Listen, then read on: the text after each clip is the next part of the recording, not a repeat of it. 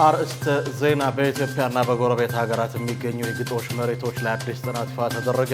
ከ21 የሚበልጥ የአፍሪካ ስደተኞች አስክሬን በጅምላ መቃብር በሊቢያ መገኘቱ ተነገረ።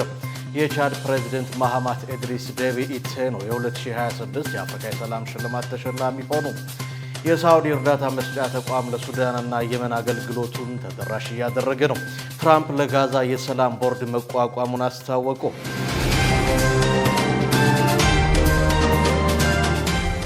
አሰላሙ አለይኩም ወራህመቱላሂ ወበረካቱ። ክቡራትና ክቡራን የነጃሺ ቲቪ የምሽት መረጃ ተመልካቾቻችን እንደምን አምሽታችኋል? ከመረጃዎቹ ጋር ሰኢድ መሐመድ ነኝ። አብራችሁን ቆዩ። የአወሊያ የዳዕዋ ስፖርት ጀማዓ በአወሊያ እርዳታና ልማት ድርጅት ተገፍቻለሁ የሚል ክስ አቀረበ። የአወሊያ የእርዳታና ልማት ድርጅት ዋና ስራ አስፈጻሚ ሀጂ ሰይድ አስማረ የስፖርት ጀማዓው በጨረታ የቀረበውን መስፈርት ማሟላት ባለመቻሉ ነው የወጣው ብለዋል።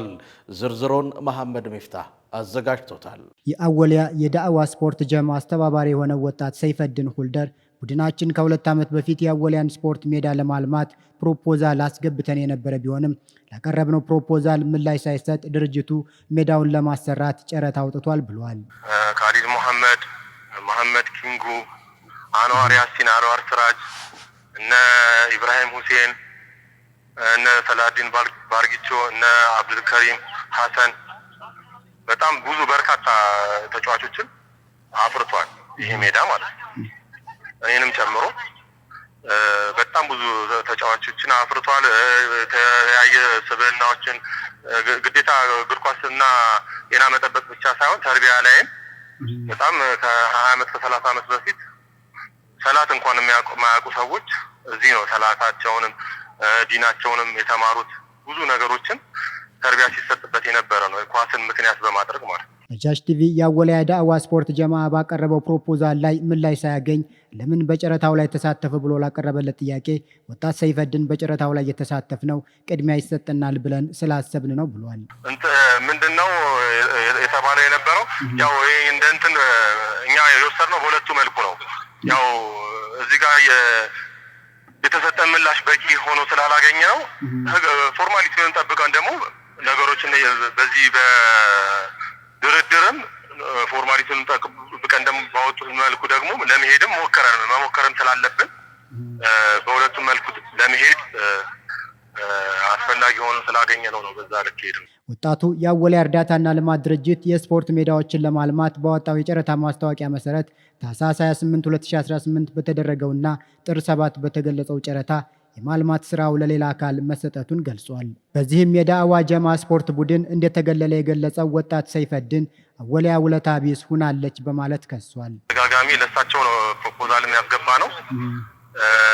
በወቅቱ ምላሽ ለምን እንዳልተሰጠና ያኔ ልማት የሚፈለግ ከሆነ ለምን በዚህ ልክ ምላሽ እንዳልተሰጠን እሱን ማወቅ እንፈልጋለን። እኛ ሊሆን የሚገባ የነበረው እኛ የምናስበው ካለው ሁኔታ እኛ እንታወቃለን። እዛ ጋር ያለው ትምህርት ቤቱም እኮ ስለሚያውቀን ነው ያንን ፍቃድ ሰጥቶ እስከዛሬ ድረስ ያስተናግደን የነበረውና እኛ ማልማት እየቻለን እኛ ማልማት ሳንችል ስንቀር ነበር እንደውም ወደ ሌላ ጉዳይ ወደ ሌላ አሁን በሄዱ ልክ ሊሄዱ የሚገባው ብለን የምናስበው።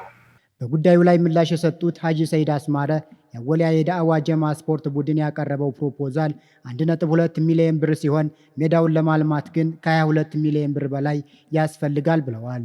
በጨረታውም ላይ ይህንኑ የገንዘብ መጠን የሚፈልግ እቅድ ቀርቶ ሲፒኦ እንኳን ማቅረብ አልቻለም ብለዋል። ያቀረቡት ፕሮፖዛል በጣም ትንሽ ብር ነው። 1 ሚሊዮን 200 ማለት አቧራ ለማጣጣት እንኳ ምን ያህል ወጪ ያደርጋል? አሁን ለሜዳው ልማት ወደ 22 ሚሊዮን ብር ኮስት ያደርጋል።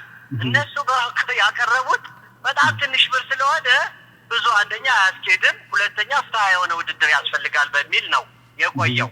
አሁን ደግሞ የተደረገው የመጀመሪያው እነሱ አልተገፉም።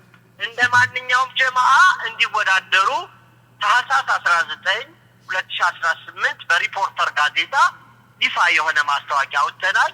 እነሱም እንዲወዳደሩ ከወቀሳና ከክስ ከቅሬታ በፊት እንዲወዳደሩ እድል ሰጥተናቸዋል። ተወዳድረዋል። በውድድሩ እንደ ሌሎች ተቋምና ቡድኖች እንኳን ሲፒኦ አላቀረቡም የመጀመሪያው ማለት ነው። በዛ ራሱ አንዱ እና ሌሎች መስፈርቶችን ባለማሟላታቸው ውድድሩ ማለፍ አልቻሉም። አወሊያ ባለውለታ እንጂ ባለዕዳ አይደለችም ያሉት ስራ አስኪያጁ ለ30 ዓመታት ቡድኑ በነፃ እንዲጫወት ሲያደርግ ቆይቷል ብለዋል። አሁንም ከዚህ በፊት ያገኙት የነበረውን አገልግሎት ማንም የከለከላቸው የለም ያሉት ሀጂ ሰይድ አስማረ በድርጅቱ ላይ የቀረበው ክስ ከእውነት የራቀና ስርዓትን ያልተከተለ ነው ብለዋል። ስለዚህ ቦርዱም ሆነ ማናጅመንቱ በፍጹም አልገፋቸውም። በነፃ ግን ይህን ያህል ዓመት አወሊያ ባለውለታ ነች። እነሱን ያለምንም ክፍያ 30 ዓመት ሙሉ ሲጫወቱ ምንም 5 ሳንቲም ይህን ክፈሉ አልተባሉ። ሌላ ቦታ በጣም ከፍተኛ ክፍያ ነው ትሬኒንግ የሚያደርጉት ምን የሚያደርጉት። አወሊያ ላይ ግን ክፍያ የለም። ይህን ታሳቢ ማድረግ አለባቸው። እነሱ ሳይሆን ለአወሊያ ባለውለታዎች፣ አወሊያ ለእነሱ ነው ባለውለታ። አወሊያ ለእነሱ ባለውለታ ናት እንጂ ባለ ዕዳ አይደለችም። እንዲህ አይነት ክሱ አብሶሉት ሮንግ ነው፣ ትክክል አይደለም።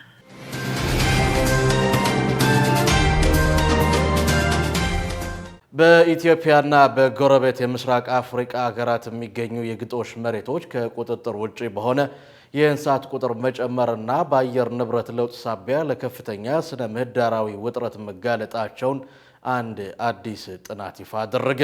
በኔቸር ኮሚኒኬሽን በመጽሔት ላይ የታተመው ይህ ጥናት በአፍሪካ አህጉር የእንስሳት ቁጥር መጨመር የግጦሽ መሬቶች ሊሸከሙ ከሚችሉት አቅም በላይ በፍጥነት እያደገ መሆኑን አስጠንቅቋል። በጥናቱ ከተካተቱት 49 የአፍሪካ ሀገራት መካከል የ25ቱ ሀገራት የግጦሽ መሬቶች ለከፍተኛ ጫና የተጋለጡ ሲሆኑ ኢትዮጵያ፣ ኬንያ፣ ሶማሌ፣ ዩጋንዳና ደቡብ ሱዳን በግንባር ቀደምትነት ተጠቅሰዋል። ጥናቱ በተለይ በሰሜንና በምስራቅ አፍሪካ የሚገኙ የግጦሽ መሬቶች አሁን ላይ ካላቸው የተፈጥሮ የማገገም አቅም በላይ ለግጦሽ እየዋሉ መሆኑን ያስጠነቅቃል።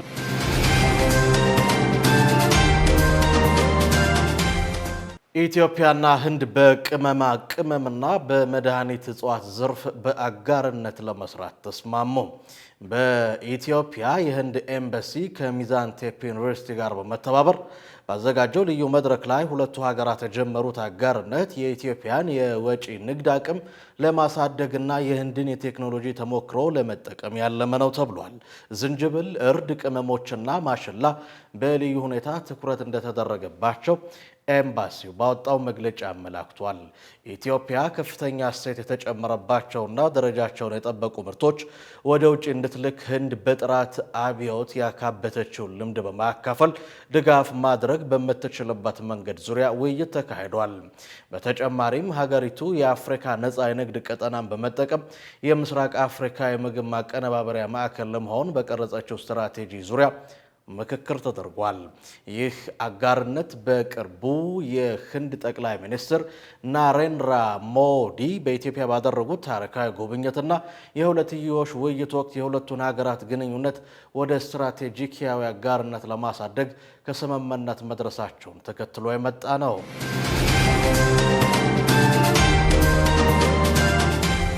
ከ21 የሚበልጡ የአፍሪካ ስደተኞች አስክሬን በጅምላ መቃብር በሊቢያ መገኘቱ ተነገረ። በምስራቃዊ ሊቢያ በሚገኝ አካባቢ ከ21 በላይ የሚሆን የስደተኞች አስክሬን በጅምላ መቃብር መገኘቱን የጸጥታ ኃይሎች ገልጸዋል። አጅዳቢያ በተባለ አካባቢ ከሰሃራ በታች ካለው አፍሪካ የመጡ ስደተኞች ተይዘው እንደሚገኙ የጸጥታ ኃይሎች ሪፖርት ከደረሳቸው በኋላ ወደ አካባቢው አምርተው በእርሻ አካባቢ የጅምላ መቃብሩን ማግኘታቸው ሲነገር ተይዘው ስቃይ ሲፈጸምባቸው የነበሩ 10 ሰዎችም ተለቀዋል ተብሏል። ስደተኞቹ ተይዘው ገንዘብ ከተጠየቀባቸው በኋላ ቤተሰቦቻቸው የተጠየቀውን ገንዘብ ባለመክፈላቸው ነው የተገደሉት ሲሉ አስተዳዳሪዎች ገልጸዋል። የእርሻ ስፍራው ባለቤት በቁጥጥር ስር መዋሉና የእርሻ ስፍራው ላይ የጅምላ መቃብር እንደነበር ማመኑ ሲነገር ተጨማሪ ምርመራዎች ይቀጥላሉ ተብሏል። በተመድ መረጃ መሰረት ሊቢያ ከ44 ሀገራት የተውጣጡ ከ900 ሺህ በላይ ስደተኞች የሚገኙባት ስትሆን በተደጋጋሚ በተለያዩ ቡድኖች ስደተኞች እየተያዙ ከፍተኛ ገንዘብ እንደሚጠየቅባቸውና እንደሚገደሉ ይታወቃል።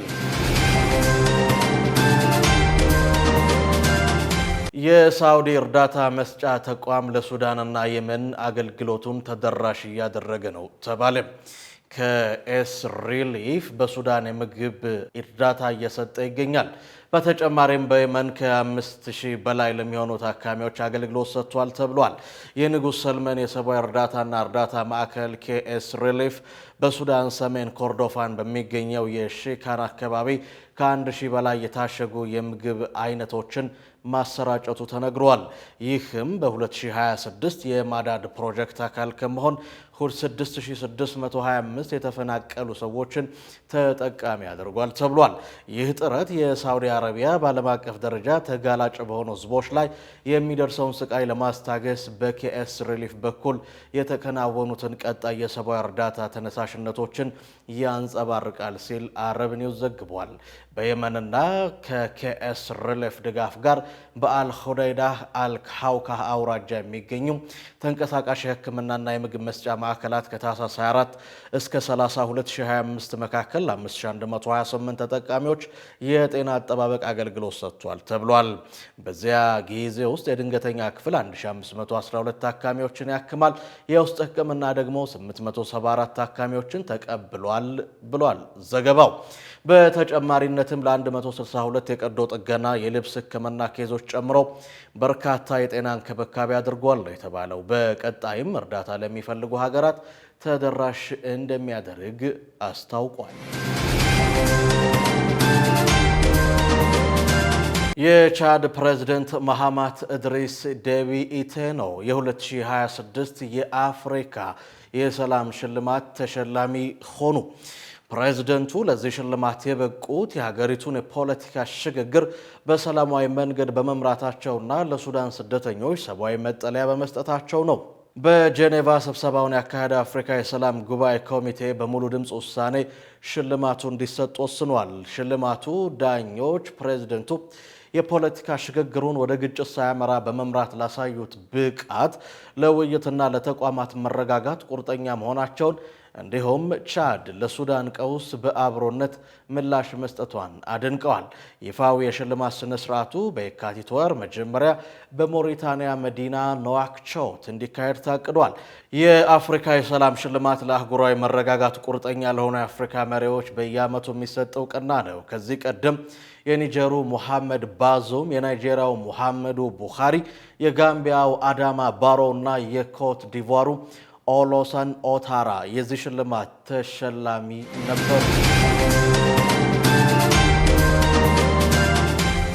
ትራምፕ ለጋዛ የሰላም ቦርድ መቋቋሙን አስታወቁ። የአሜሪካው ፕሬዝደንት ዶናልድ ትራምፕ በጋዛ ሰርጥ ዘላቂ ሰላምን ለማስፈን የሚሰራ የሰላም ቦርድ መመስረታቸውን አስታውቋል።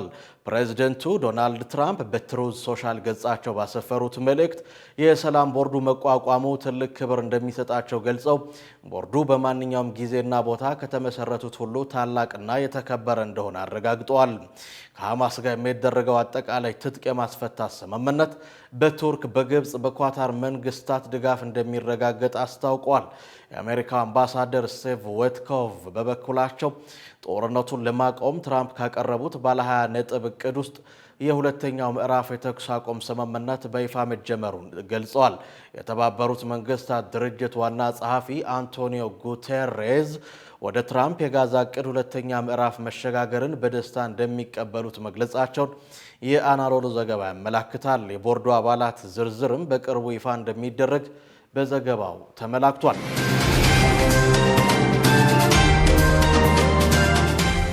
የእስራኤል ወታደሮች 250 ፍየል ሰርቀው መሰወራቸው ተሰማ። የእስራኤል ወታደሮች ከሶሪያ ገበሬዎች በድብቅ 250 ፍየሎችን ሰርቀው በቁጥጥር ስር ወደሚገኘው ዌስት ባንክ መመለሳቸውን አንድ የእስራኤል ሚዲያ አጋልጧል። ቻናል 7 የተባለው ሚዲያ እንዳጋለጠው ወታደሮቹ የሶሪያን ድንበር ተሻግረው ከሶሪያ ገበሬዎች ሰርቀው በመኪና በመጫን ወደ ዌስት ባንክ ተመልሷል ያለው ወታደሮቹ ፍየሎቹን ከተለያዩ ማሳዎች እንዳሰባሰቧቸውና ንብረትነታቸውም የበርካታ የሶሪያ ገበሬዎች መሆናቸውን ቻናል 7 ዘግቧል።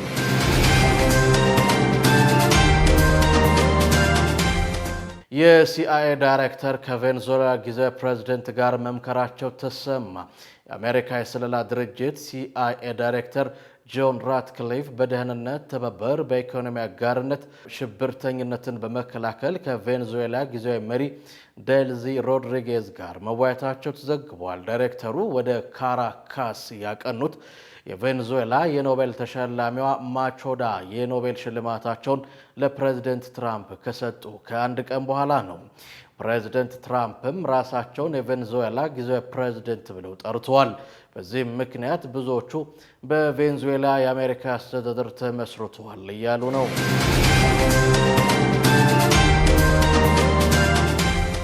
የአሜሪካው ፕሬዝደንት ዶናልድ ትራምፕ ግሪንላንድን ለመጠቅለል ያላቸውን ፍላጎት የሚቃወሙ ሀገራት ላይ ታሪፍ ለመጫን ዛቱ።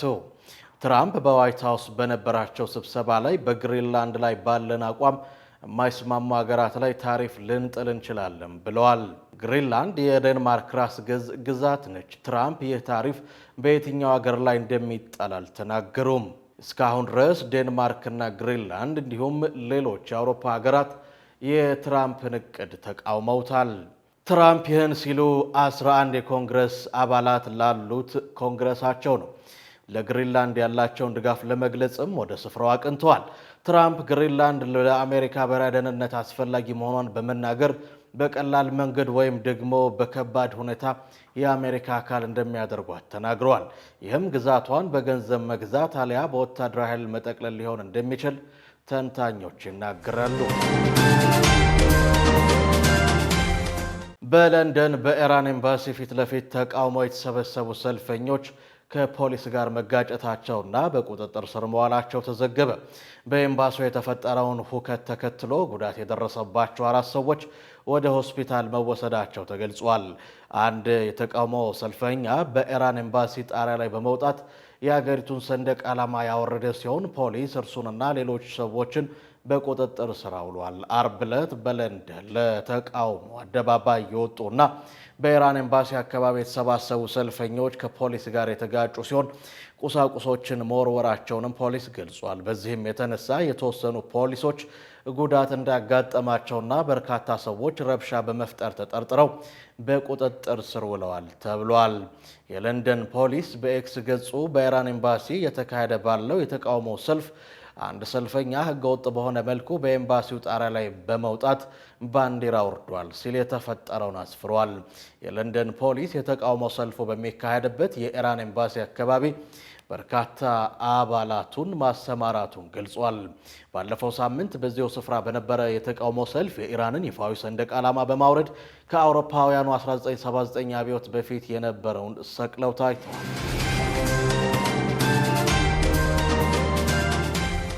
የሳውዲዋ ሴት የ3 ሰዎችን ህይወት ታደገች። በሳውዲ አረቢያ የምትኖር አንዲት ሴት በመኪና ውስጥ ያሉ 3 ልጆች ህይወትን የታደገችበት መንገድ አስገራሚ ሆኗል። መኪናው በአግባቡ ባለመቆሙ በራሱ ሲሽከረከር ያየችው እቺ ሳውዲያዊ ሴት ያለምንም ማቅማማትና ማመንታት በሚገርም ፍጥነት በመሮጥ መኪናውን ማስቆሟ ታይቷል። የሳውዲያዊቷን ሴት ተግባር በሲሲቲቪ ካሜራ በመቀረጹ ለበርካቶች ተጋርቷል። ከሳውዲ አረቢያ የተወሰደው ቪዲዮ እንደሚያሳየው በመኪና ማቆሚያ ቦታ ላይ ሊከሰት የሚችል አደጋን በጀግንነት ባደረገችው ተጋድሎ በዚህ ተግባር የ3 ሰዎች ህይወት ለመዳን ሰበብ በመሆኗ አድናቆት ተቸሯታል።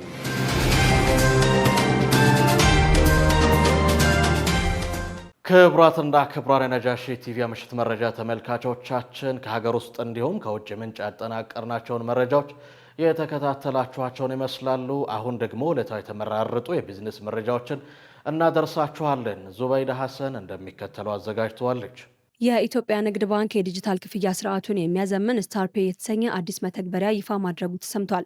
የኢትዮጵያ ንግድ ባንክ የዲጂታል ባንክ ስርዓቱን ይበልጥ ዘመናዊና ቀልጣፋ የሚያደርገውን ስታርፔ የተሰኘ የላቀ ዲጂታል መተግበሪያ በይፋ ወደ ስራ ማስገባቱን ያስታወቀው ባንኩ ይህንን አገልግሎት ይፋ ያደረገው ከስታርፔ ፋይናንሻል ቴክኖሎጂ ወይም ደግሞ ኤግላይን ቴክኖሎጂ ጋር በመተባበር ሲሆን መተግበሪያው ደንበኞች የተለያዩ የባንክ አገልግሎትና ክፍያዎችን በአንድ ቦታ እንዲያገኙ የሚያስችለውም ተብሏል። በምረቃ ስነ ስርዓቱ ላይ መልእክት ያስተላለፉት የባንኩ ፕሬዚዳንት ተወካይ ተከታታይና የኮርፖሬት አገልግሎት ኤክስኪዩቲቭ ምክትል ፕሬዚዳንት የሆኑት አቶ ኤፍሬም ሞክሪያው የዲጂታል ስርዓቱ ትግበራ ምርጫ ሳይሆን ግዴታ ወደሆነበት ዘመን ተሸጋግረናል ብለዋል። የዲጂታል ኢትዮጵያ 2030 ራዕይን ለማሳካት ተቋማት በጋራ መስራት እንዳለባቸውም ገልጸዋል። የኢግላይን ቴክኖሎጂ መስራችና ዋና ስራ አስፈጻሚ የሆኑት አቶ በርሱ ፍቃድ ጌታቸው በበኩላቸው ስታርፔ በተለይም ለነጋዴዎች በርካታ ተግባራትን በአንድ ላይ አጣምሮ በመያዝ ግብይቶችን በእጅጉ የሚያቃልልና የላቀ ክፍያ አማራጭ መሆኑን አስታውቀዋልም ተብሏል።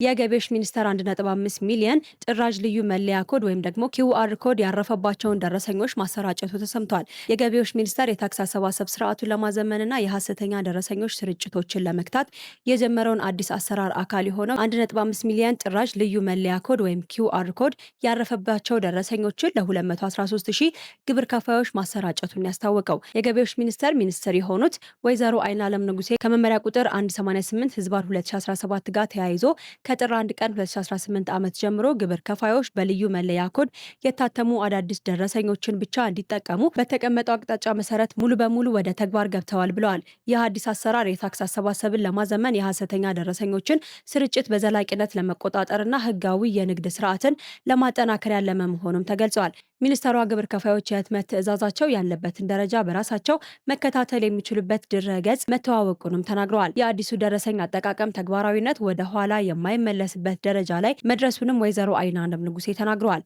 ግብር ከፋዮች ከአዲስ አሰራር ጋር ራሳቸውን እንዲያለማመዱም ጥሪያቸውን አቅርበዋል። IMF ለኢትዮጵያ ተጨማሪ የ261 ሚሊዮን ዶላር እንዲለቀቅ መወሰኑ ተሰምቷል። የዓለም አቀፍ የገንዘብ ድርጅት ወይም IMF የስራ አስፈጻሚ ቦርድ በኢትዮጵያ እየተተገበረ ባለው የተራዘመ የብድር አቅርቦት ፕሮግራም ላይ አራተኛውን ግምገማ ባጠናቀቀበት ወቅት የ261 ሚሊዮን ዶላር ተጨማሪ ብድር ለኢትዮጵያ እንዲሰጥ መወሰኑን አስታውቋል። በዚህም ኢትዮጵያ በፕሮግራሙ ስር እስካሁን ያገኘችውን ጠቅላላ የገንዘብ መጠን ወደ 2183 ሚሊዮን ዶላር ከፍ ያደርገዋል መባሉ ተነግሯል። የድርጅቱ ምክትል ማኔጀር ዳይሬክተር የሆኑት ናይጄ ክራክ የኢትዮጵያ መንግስት በሀገር በቀል ኢኮኖሚ ማሻሻያ አጀንዳው መሰረት እያከናወናቸው ያሉ ማሻሻያዎች ከሚጠበቅባቸው በላይ ውጤት እያሳዩ ይገኛሉ ብለዋል። በተለይም የውጭ ምንዛሬ ገበያን ለማዘመን የተወሰዱ እርምጃዎች በኤክስፖርት እድገት፣ የታክስ ገቢ አሰባሰብ መሻሻልና የዋጋ ግሽበት መቀነስ ለኢኮኖሚ መረጋጋት ተስፋ ሰጪ ውጤቶች መሆናቸውንም ተናግረዋል የተባለው። ይሁን እንጂ ዘላቂ ኢኮኖሚ እድገት ለማምጣትና ድህነትን ለመቀነስ የማሻሻያ ስራዎች በተመሳሳይ ፍጥነት መቀጠል እንዳለባቸው አሳስበዋል ሲል ካፒታል ዘግቦታል። ኢትዮጵያ ከአበዳሪ አገሮች ወይም ደግሞ OCC ጋር የደረሰችውን የመግባቢያ ስምምነት አበረታች መሆኑን የጠቆመው IMF ከግል አበዳሪዎች ጋር የሚደረገው ድርድር ተጠናክሮ እንዲቀጥል መክሯል። አገሪቱ አዳዲስ የንግድ ብድሮችን ከመውሰድ መቆጠብና ቅድሚያ ለልማት ፕሮጀክቶች ትኩረት በመስጠት የብድር ጫናዎችን እንድታቃልል ድርጅቱ ጥሪውን አቅርቧል የተባለው።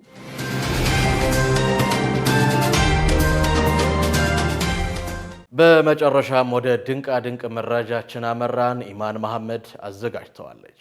በዛሬው የድንቃ ድንቅ መሰናዳችን 10,000 ሰዎችን በጉያ የያዘው የአፓርታማ መንደር እናያለን። በዩክሬን ሉቱስ ከተማ የሚገኘውና በተመሳሳይ ዲዛይን የተሰራው የአፓርታማ መኖሪያ መንደር በ2.76 ኪሎ ሜትር ርዝመቱና በያዘው የሰዎች ቁጥር የዓለማችን አስደናቂ መንደር መሆኑ ተሰምቷል። ለአውሮፓውያን አቆጣጠር ከ1969 እስከ 1980 ባሉት 11 ዓመታት ውስጥ ተገንብቶ የተጠናቀቀው ይህ ግዙፍ መንደር በውስጡ 40 የሚሆኑ ህንፃዎች እርስ በእርስ በመያያዝ የተሰራ ነው ተብሏል።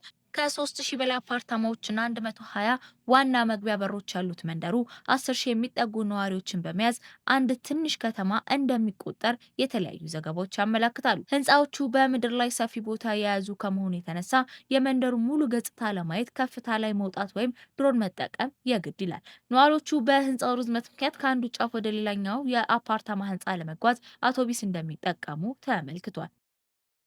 ሌላኛው መረጃችን በሰሜናዊ ታይላንድ ክልል በሚገኝ እርሻ ውስጥ አንድ ትንሽዬ ዝሆን የሸንኮራ አገዳ ሲበላ ይታያል። ታዲያ ሰዎች ሸንኮራ ሲበላ ሲያዩት ቀጭን የመብራት እንጨት ፖል ጀርባ ለመደበቅ ሲሞክር የሚያሳይ ምስል መያዙ ብዙዎችን አስገርመዋል። ይህ የብዙዎችን ቀልብ መሳብ የቻለ ሲሆን ቀጭን ፖል ትልቅ ሰውነቱን ሊደብቅ እንደሚችል በማመን መደበቁ አስገራሚና አስቂኝ አድርጎታል። ቪዲዮውን በፍጥነት ብዙዎችም ተቀባብሎ የዝሆኑ ድርጊት መነጋገሪያ ሆኗል። ታዲያ በዚህ ድርጊቱ የተገረሙ ትንሽ ዝሆን ቆንጆና የዋህ ተጫዋች ብሎም የተለያዩ ሀገሮች ስም አውጥተውለታል። ሌላኛው ደግሞ በ20 ሺህ የጥርስ ስቲኪኒ የኤፍል ታወር 50ኛ የሰራው የ17 ዓመቱ ታዳጊ የጊኔስ ወርልድ ሪከርድን ሰብሯል። በመካከለኛው ምዕራብ አሜሪካ ግዛት በሊዮና ነዋሪ የሆነው ይህ ታዳጊ ከ20 ሺህ የጥርስ ስቲኪኒዎች ውስጥ 17.32 ጫማ ቁመት ያለው የኤፍል ታወር 50ኛ በመስራት የጊኔስ ወርልድ ሪከርድን ሰብሯል። የኤፍል ታወር 50ኛ ለመስራት የተጠቀመው የጥርስ ስቲኪኒና ማጣበቂያ ግሉ ተጠቅሞ መስራቱ ነው የተናገረው። ይህ ታዳጊ በ2021 የ12 ዓመት ልጅ እያለ የካፕስኪል እንጨት አስደናቂ የ20 ጫማ ቁመት ያለው ግንብ ገንብቶ የመጀመሪያው የጊነስ የዓለም ሪከርድ አስመዝግቦ እንደነበር ተገልጿል።